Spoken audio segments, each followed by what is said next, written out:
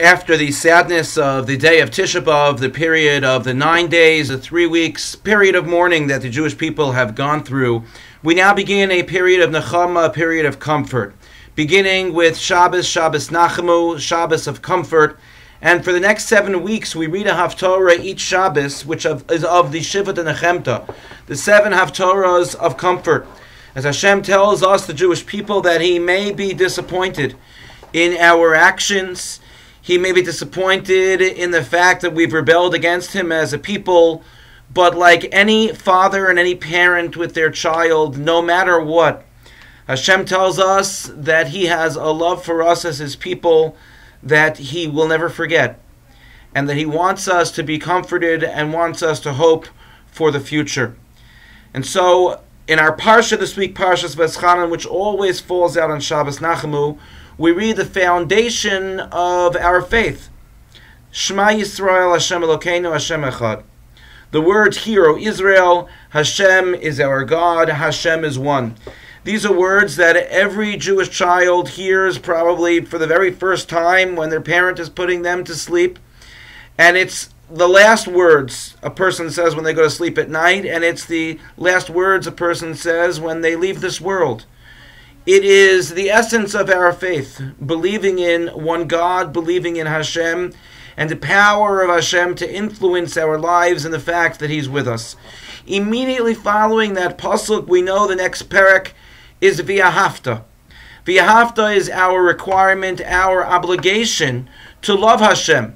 V'ahavta es Hashem Elokecha, love Hashem your God, b'chol levavcha, with all of your heart, u'b'chol nafshecha, u'b'chol me'odecha, with everything that you have, with your entire soul. And Rabbi Akiva Eger asks a question and says, love is something which comes naturally. It is a desire that one has toward another. How is it possible that loving Hashem is a mitzvah? A mitzvah is something we are obligated to do. It's something which is incumbent upon us. It's something that we're really forced to do. Hashem says, do mitzvahs. I want you to do mitzvahs so that you could have a long life and you can be rewarded, so that you can live in the world the way the world should be. So how could we be forced to love Hashem? Love should be coming from our own desire. If we're forced to do something, it's very difficult.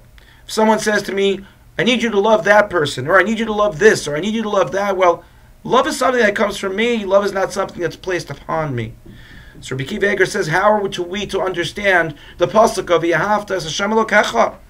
And he answers as follows. The answer is found immediately before, in our davening.